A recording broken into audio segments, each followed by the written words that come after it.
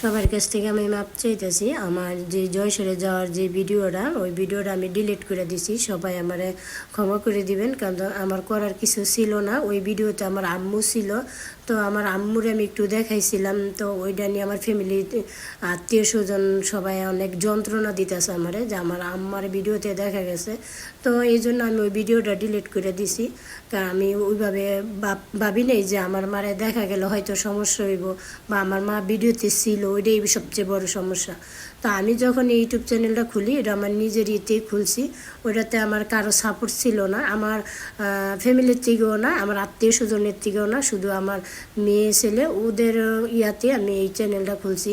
আমি যখন এই চ্যানেলটা খুলি, সবাই বলছে যে এটা ইউটিউব করে কি করবি, এটাতে কি আইব, বা এটাতে কী করা যায়, আর আরও ভালো করে কথা বলতে পারোস না, কেমনে কথা বলস, কী করস, মানে সবার মানে কোনো কেউ এটার থেকে কোনো আমার 2 মিনিটের জন্য ভালো কোনো সাজেশন দেয়নি।